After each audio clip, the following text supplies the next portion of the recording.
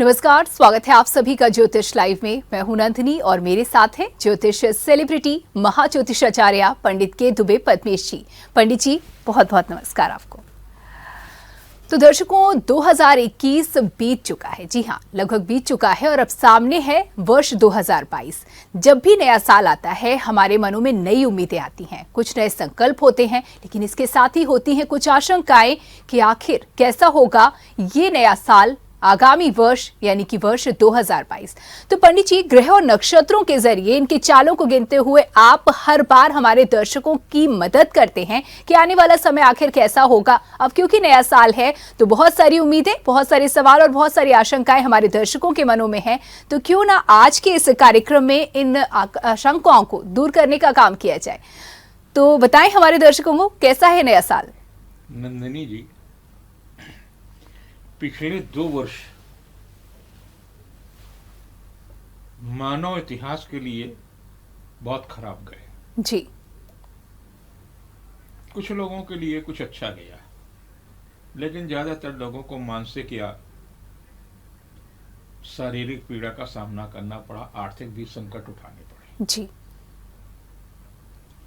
2022 का जो वर्ष है, हर वर्ष का एक राजा होता है, जी। उसका अपना मंत्रिमंडल होता है और उसी के दृष्टिकोण से पूरा वर्ष चलता है।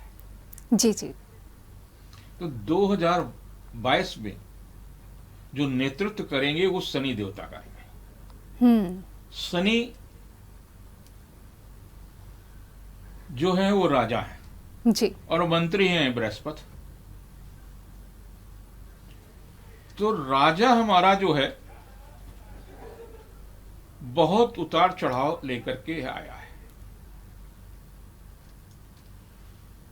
अभी 29 अप्रैल को शनि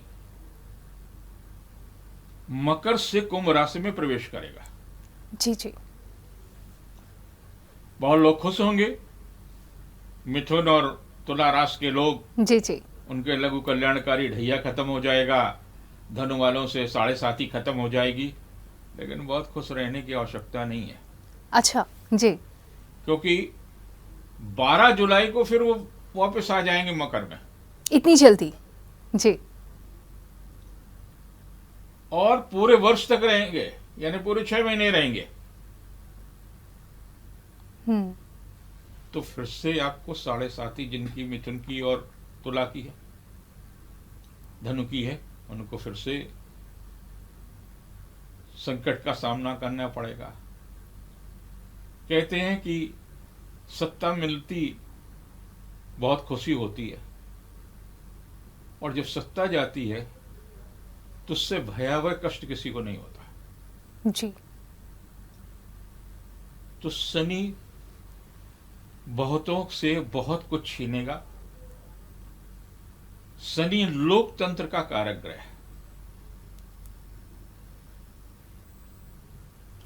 राहु और केतु भी इस वर्ष बदलेंगे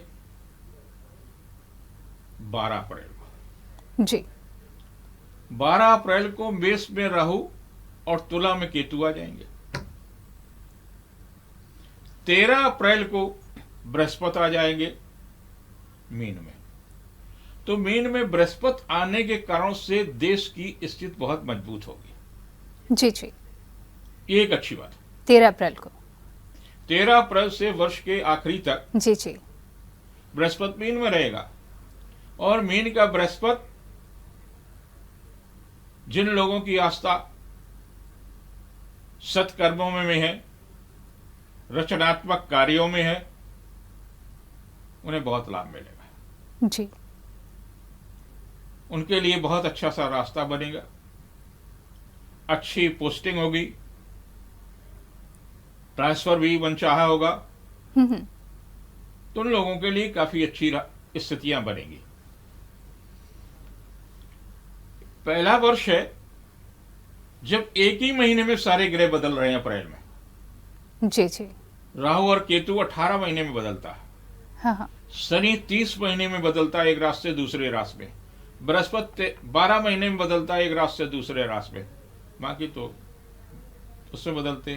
तो अप्रैल के महीने में बहुत सारे ग्रह बदलेंगे हम्म, और लंबे समय तक बदलेंगे। भारत स्वतंत्र भारत की लग्न वृषभ है, स्थिर लग्न, और स्थिर लग्न में कारक है शनि, और शनि है लोकतंत्र का कारक ग्रह। जी। भारत में लोकतंत्र मजबूत होगा, यानी 5 राज्यों में जो चुनाव हो रहे हैं उनमें वोट बढ़िया तरीके से पड़ेगा। हम्म, लेकिन केतु और मंगल वर्ष के प्रारंभ में वृश्चिक में है। हिंसा, प्रतिशोध की घटनाएं खूब होंगी, यानी कि अपराध में वृद्धि हो सकती है। अपराध बढ़े या न बढ़े, जी जी। लेकिन हिंसा तो जरूर बढ़ेगी, हम्म, दुर्घटनाएं जरूर बढ़ेंगी। जी। ये तमाम सारी चीजें इस वर्ष आपको सामना करना पड़ेगा। केतु और मंगल ये भय भी देगा। जी। सर्दी का भय होगा, बीमारी का भय होगा, खोने का भय होगा, ये तमाम सारी चीजें देगा। लेकिन राहु की स्थिति मजबूत है, घबराने की आवश्यकता नहीं है। राहु वर्ष के प्रारंभ में वृषभ ही होगा। जी। वो राजनेताओं के लिए तो बहुत ही अच्छा होगा।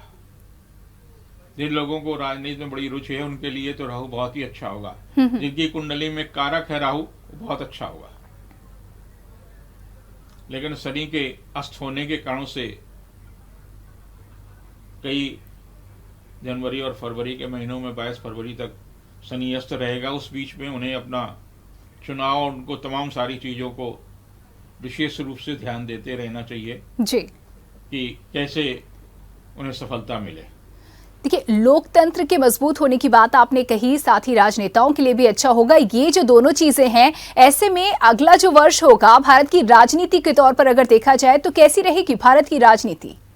ये आप निश्चित रूप से मानिए कि देश का जो नेतृत्व है, माननीय प्रधानमंत्री जी, वो काफी मजबूत होंगे। जी। क्या अभी से ज्यादा मजबूत हो जाएंगे? हाँ, बेहतर स्थिति होगी। जी जी। और उससे बड़ा जो पद है राष्ट्रपति का, और बहुत सारे पद हैं, उनमें तमाम में परिवर्तन होगा। जी। अच्छा।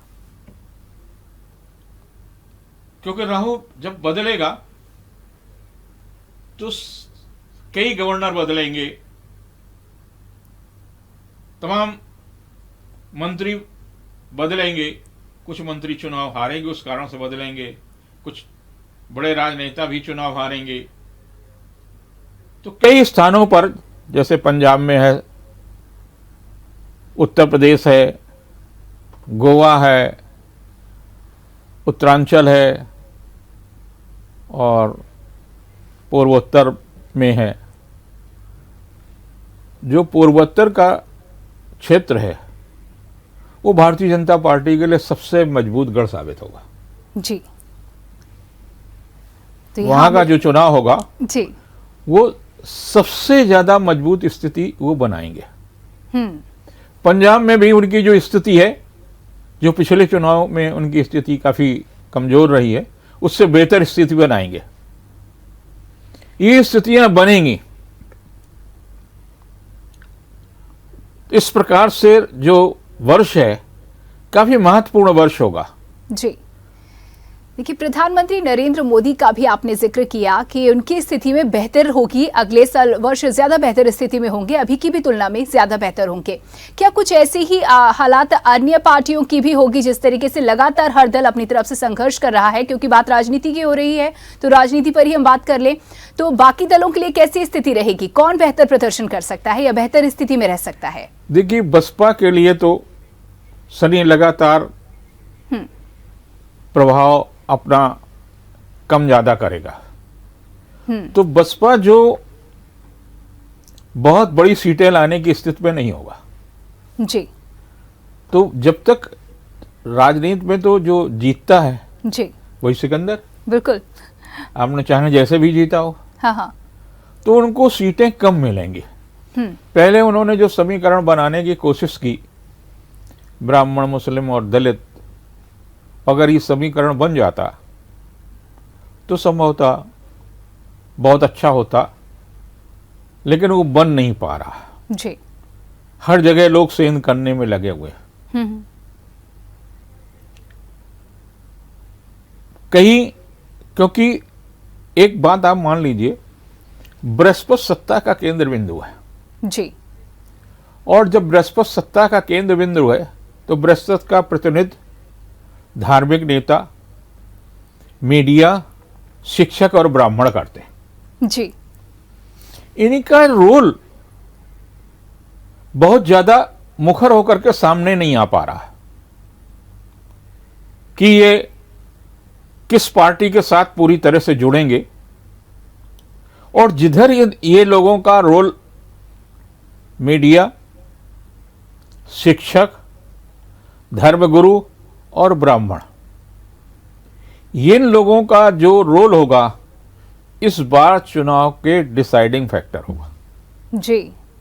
यानी कि काफी महत्वपूर्ण भूमिका रहेगी। महत्वपूर्ण भूमिका होगी। जी जी, बिल्कुल। देखिए, जब भी हम बात करते हैं ज्योतिष से जुड़ी हुई, तो भविष्य को जानने की कोशिश करते हैं, और बात अगर राजनीति की हो रही है तो सभी के मनों में कांग्रेस का भविष्य जानने की बड़ी उत्सुकता है कि इस साल क्या कांग्रेस के भविष्य में कुछ सुधार आएगा, क्या कुछ स्थिति में सुधार आएगा, क्या वो एक मजबूत विपक्ष के तौर पर कभी सामने देखा जाएगा।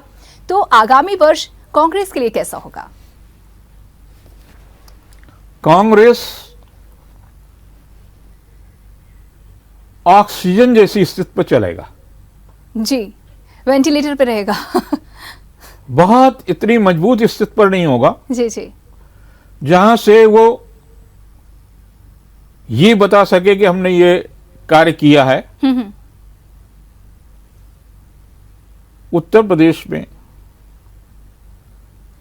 प्रियंका गांधी बहुत परिश्रम कर रही हैं जी, लोगों के साथ जुड़ रही हैं। लेकिन परिश्रम करने पे कहा जाता है कि हम परिश्रम करेंगे तो हमें फल मिलेगा ही मिलेगा। क्या यहां ऐसा नहीं देखने को मिलेगा हमें? नहीं। अब आप वोटर को, जी जो वोटर है 75 वर्षों में बड़ा समझदार हो गया जी, वो भावुक नहीं है। हाँ हाँ हाँ, लोकतंत्र हमारा मैच्योर हो चुका है। हाँ। जी शनि 36 वर्ष के बाद ही प्रभाव देता, जी, तो शुरुआत के जो 36 वर्ष थे वो भावुकता के थे, कांग्रेस के लिए सबसे ज्यादा मजबूत रहे। बिल्कुल, ये चीजें देखी गई हैं। अब देख लीजिए जी जी, कि 1947 से और 36 बार जोड़ लीजिए तो उसमें कांग्रेस की स्थिति काफी मजबूत रही है। जी, उसको हिलाने की स्थिति में 47 और 36 का मतलब हुआ 83 के आसपास तक का पीरियड जो था। जी जी, बीच में थोड़ा सा 77 में, और 77 में इन लोगों को इतनी बड़ी सफलता मिली और उसके बावजूद ही पचा नहीं पाए। जी जी, कांग्रेस फिर से 80 में वापस आ गई और बड़े प्रचंड बहुमत के साथ आई। जी, तो कांग्रेस के लिए शनि हमेशा लाभदायी रहा, हमेशा उसने लाभ दिया, और इस वर्ष का राजा भी शनि है। जी हाँ, तो अगर ये लाभ उठा सकते हैं तो इन्हें लाभ मिल सकता है। तो इनको जोड़ना क्या है कि सत्ता के केंद्र बिंदु जो होंगे वो मीडिया है, जी, शिक्षक हैं, ब्राह्मण हैं और धर्मगुरु हैं। इनके साथ में कांग्रेस के नेताओं को ज्यादा जुड़ने का प्रयास करें, और अगर इनके साथ जुड़ने का प्रयास ही कर लेते हैं तो निश्चित रूप से शनि, क्योंकि निर्णायक भूमिका मीन का बृहस्पति कर रहा है। जी, वर्ष का मंत्री जो है बृहस्पति है, और बृहस्पति मंत्री होने के कारण से सबसे ज्यादा निर्णायक स्थिति में जो रहेगा बृहस्पति रहेगा। बृहस्पति का मतलब हुआ धर्मगुरु, शिक्षक, पत्रकार बंधु और ब्राह्मण समाज। अगर ये बृहस्पति से प्रभावित हैं, बृहस्पति के प्रतिनिधि के अंतर्गत आते हैं और वर्ष का मंत्री है, तो निश्चित रूप से 5 राज्यों में इन लोगों का अगर समर्थन कांग्रेस लेने में या उनको प्रभावित करने में, कांग्रेस अपने साथ जोड़ने में कामयाब होती है तो निश्चित रूप से लाभ मिल सकता है। अगर सही तरीके से प्रयास किया जाए तो लाभ मिल भी सकता है।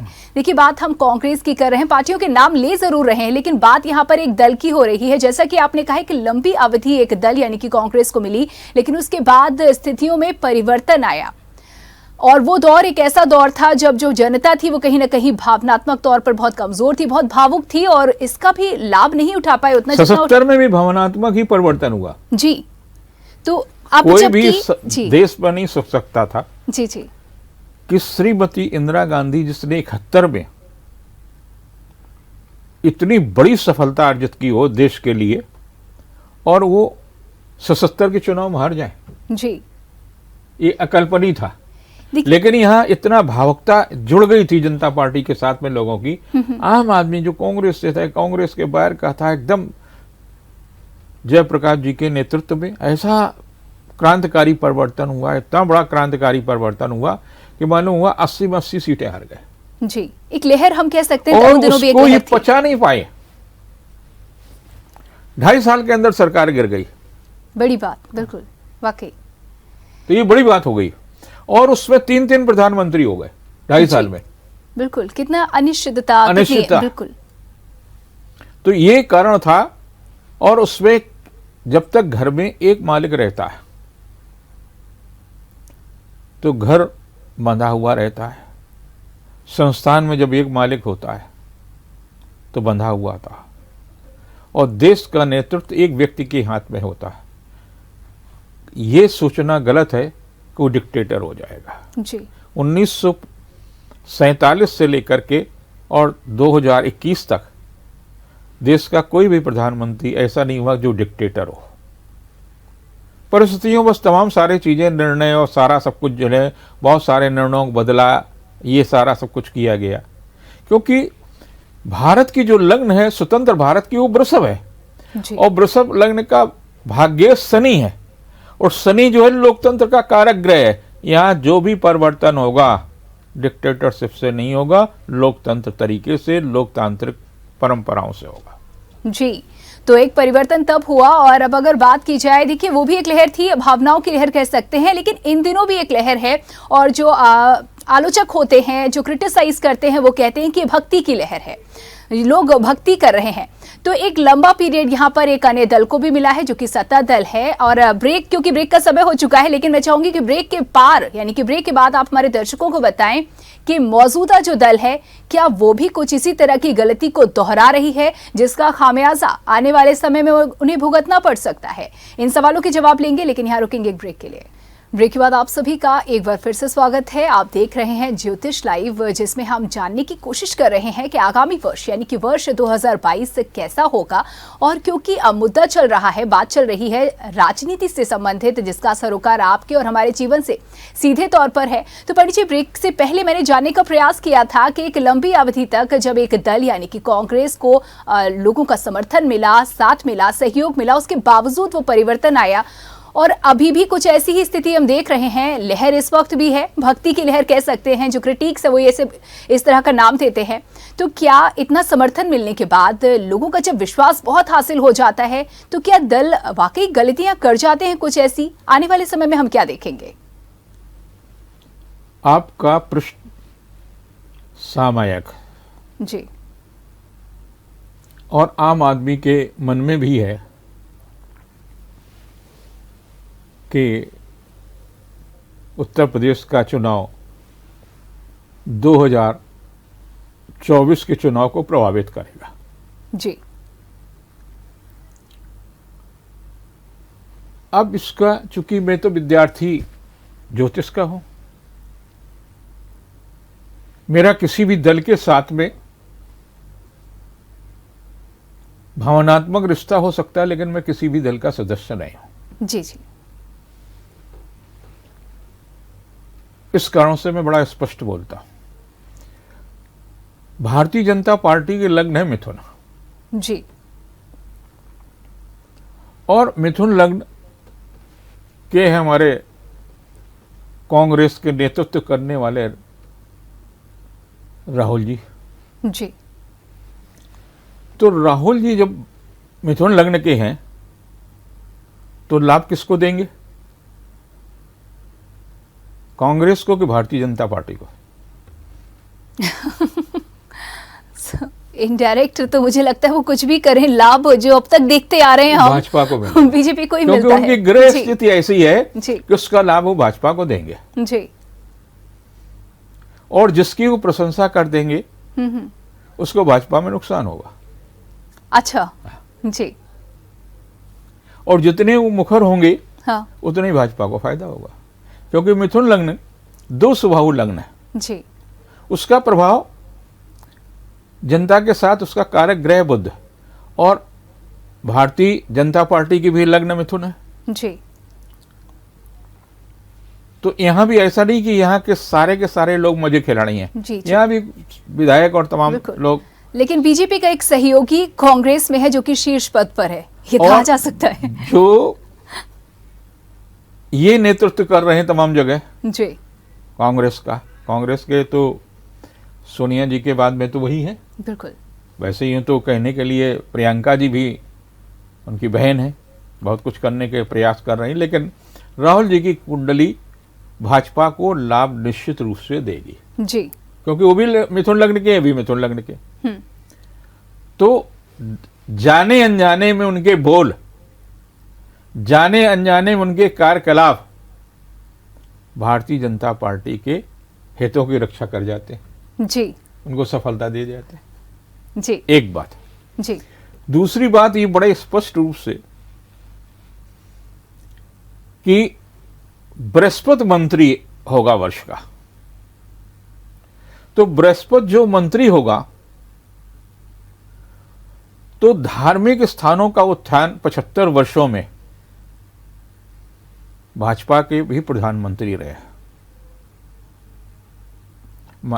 आदरणीय अटल बिहारी वाजपेयी जी, जी,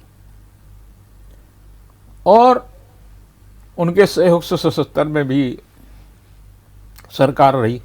जी, लेकिन जो हमारी भारतीय संस्कृति थी,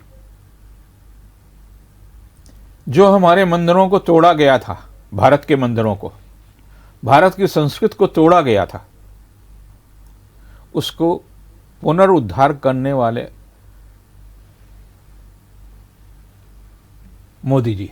वाकई, जी, तो बृहस्पति उन्हें लाभ देगा कि दूसरे को लाभ देगा?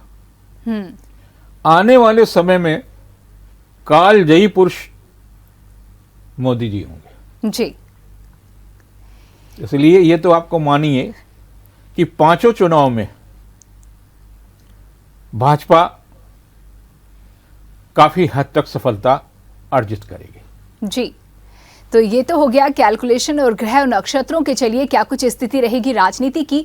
आम जनता के मन में कुछ ऐसे सवाल हैं जिन्हें आज विपक्ष मुद्दे बना करके उठाता है। आम जनता को चाहिए सिर्फ राहत, और अब क्योंकि नया साल है तो आस भी नई नई लोगों में जागी है कि शायद ये साल उनके लिए बेहतर होगा। तो आगामी साल बेरोजगारी और महंगाई, इसको ध्यान में रखते हुए कैसा होगा? देश की सुरक्षा और मानसिक बल देने का जो काम करते हैं वो लोग देश को मजबूत करते हैं।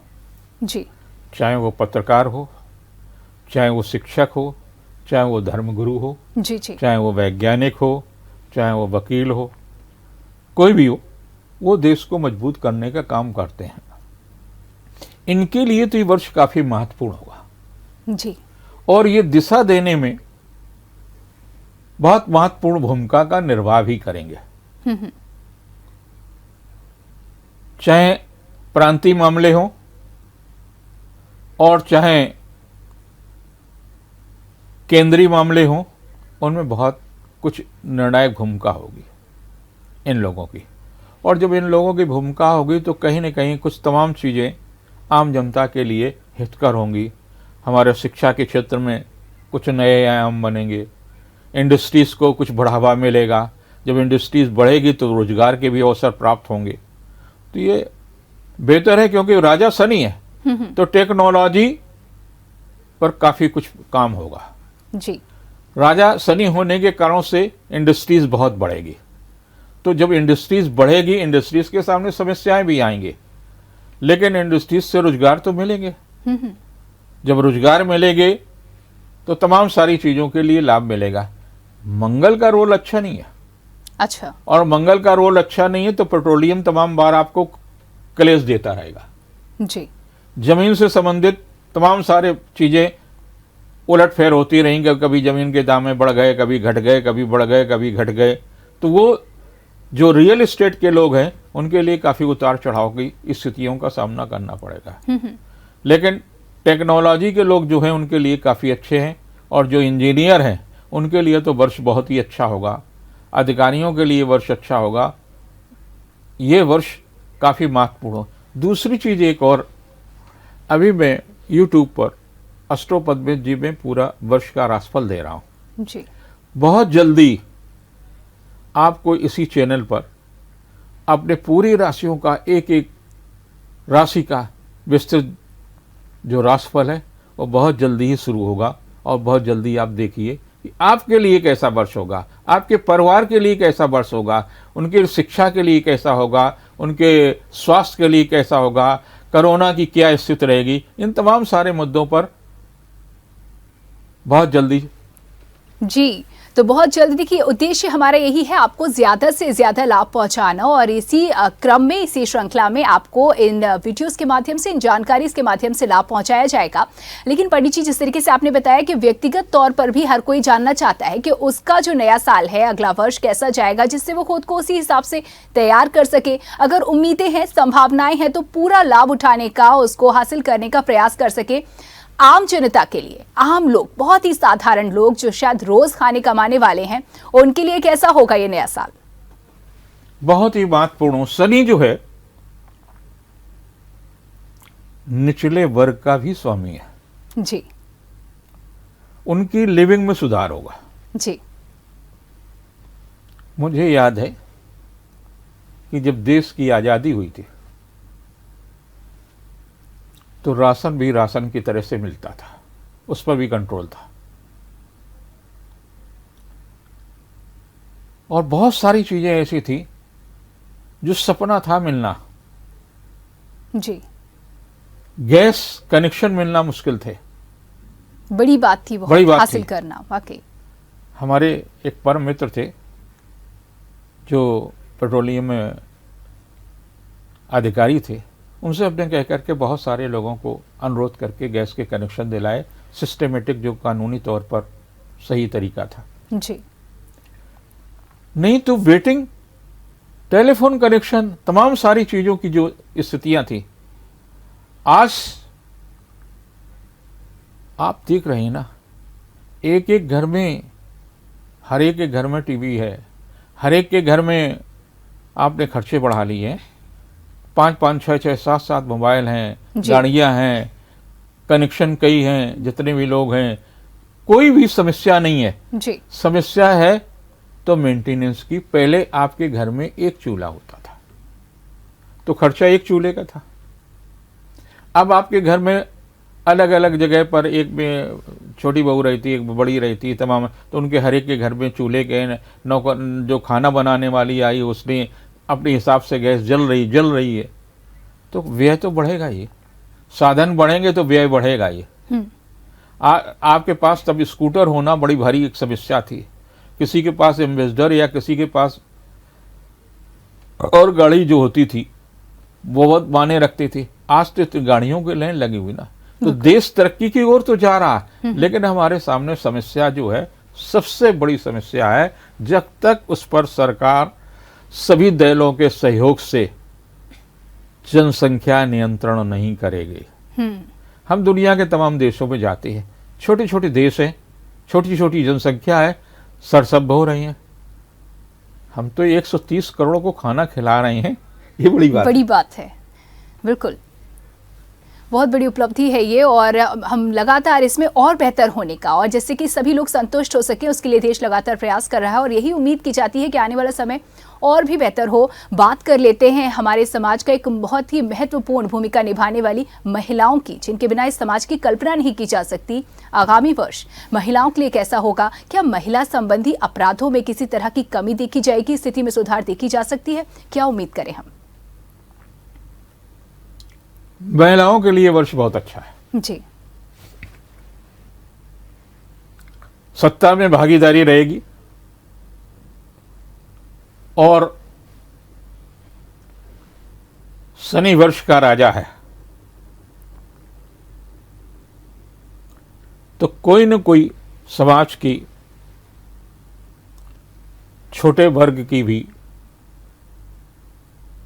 महिला काफी महत्वपूर्ण भूमिका का निर्वाह करेगी। जी जी, यानी कि महिलाओं को बहुत, मुझे लगता है कहीं ना कहीं इससे भी उत्साह मिलेगा, प्रेरणा मिलेगी कि वो भी ठीक इसी तरह अपने रोल को प्ले कर सकती हैं, जब उनका जो क्षेत्र है उसमें बेहतर प्रदर्शन कर सकती हैं।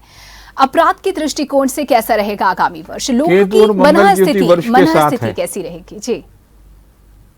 तो जब जनसंख्या बढ़ती है तो अपराध भी बढ़ते हैं जी, क्योंकि उनके पास काम नहीं है, काम है तो वो नहीं है, शराबबंदी नहीं हो सकती है, जी, अपराध कैसे बंद होंगे? तो किस तरीके की तैयारी रखने की आप सलाह देंगे लोगों को? लोगों को अपनी सुरक्षा और सेना की सुरक्षा पर विश्वास। सेना देश की सुरक्षा करती है, आप अपने परिवार की सुरक्षा करिए, देश भी मजबूत रहेगा, आपका परिवार भी मजबूत रहेगा। बिल्कुल। देखिए, तमाम बातें हम कर रहे हैं और ये बातें हम सभी के मन में थी, लेकिन इसके साथ ही एक सवाल हर किसी के जहन में है। जिस तरीके से पिछले 2 साल हमारे गुजरे हैं, जो चुनौतियां हमारे सामने रही हैं महामारी के रूप में, आगामी वर्ष इसके लिहाज से कैसा जाएगा? बहुत भयावह नहीं होगा। जी। जिस प्रकार से हमने 2021 में लाशों का अंबार देखा है, जिस किसी ने भी देखा है,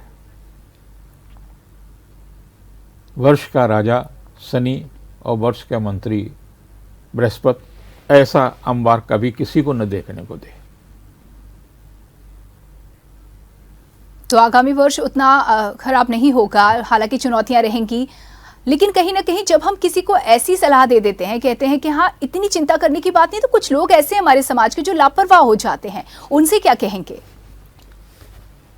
लापरवाह आपको कीमत चुकाने के लिए विवश करेगा। जी।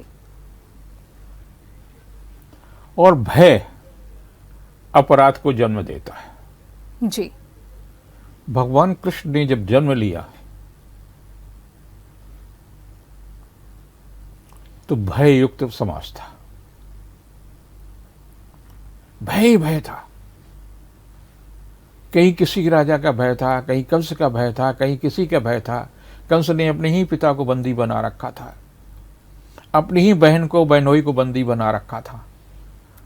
तो भय का वातावरण था। भय, आम आदमी सत्य से बहुत दूर चला जा रहा था। उन्होंने भय मुक्त समाज का निर्माण किया। जी।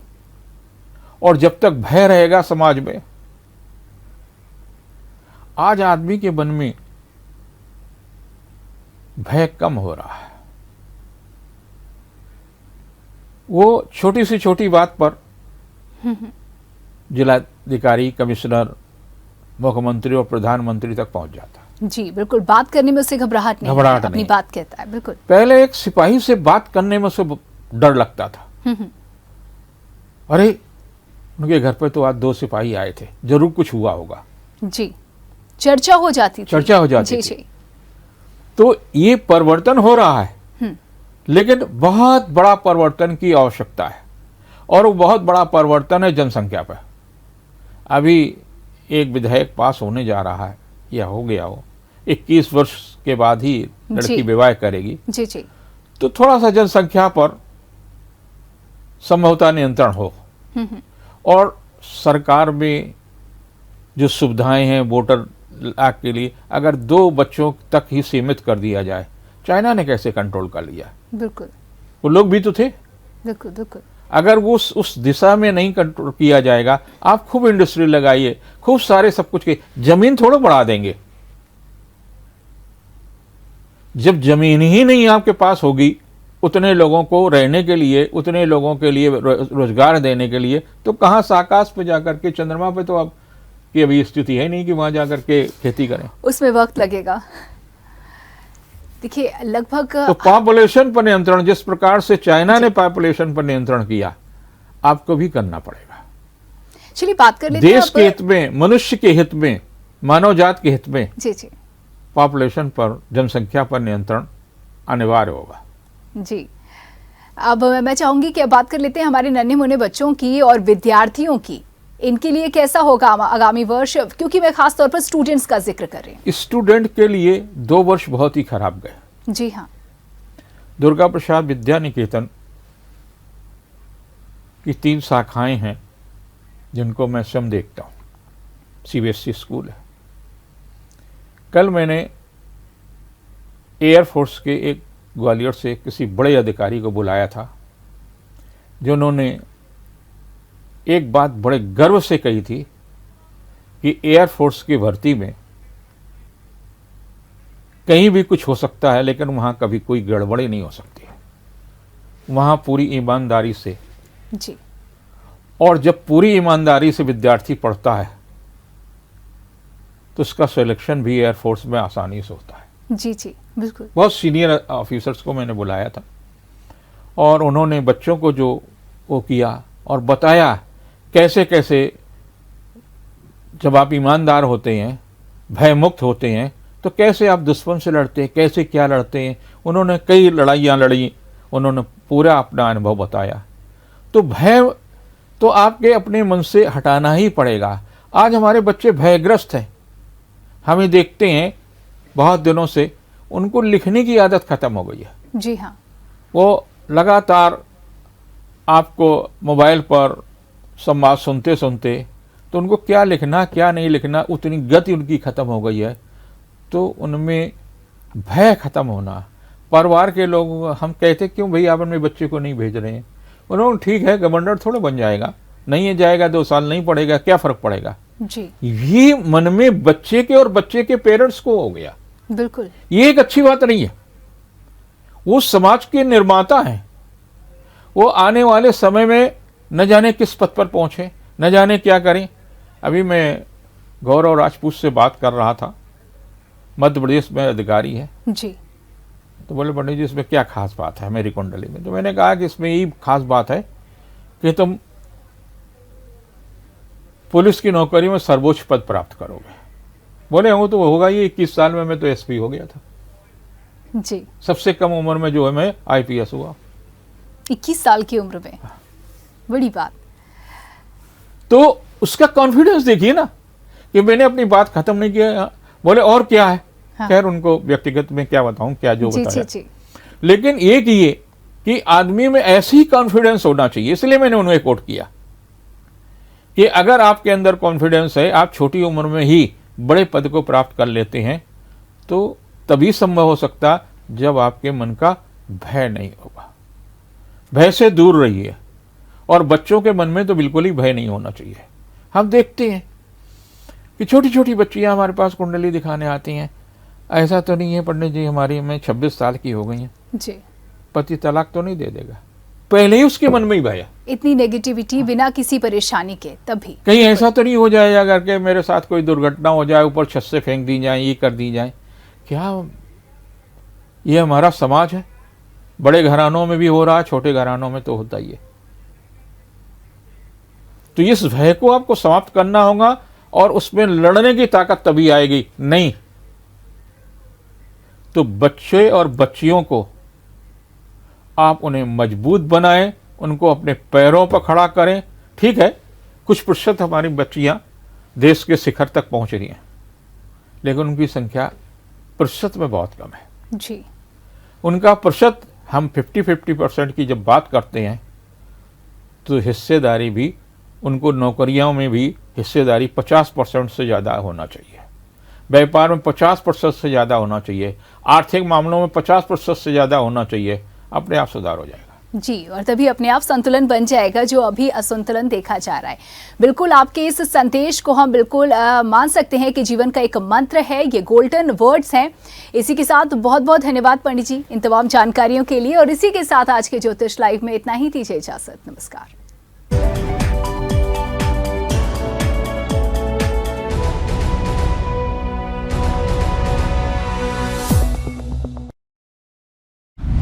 हमारा वीडियो पसंद आया हो तो हमें लाइक करें, सब्सक्राइब करें और ज्यादा से ज्यादा शेयर करें, और हाँ, बेल आइकॉन दबाना ना भूलें ताकि हर खबर का अपडेट आप तक पहुंचे तुरंत। आप हमें इंस्टा, ट्विटर और फेसबुक पर भी फॉलो कर सकते हैं। हमारी आईडी है @JMT News।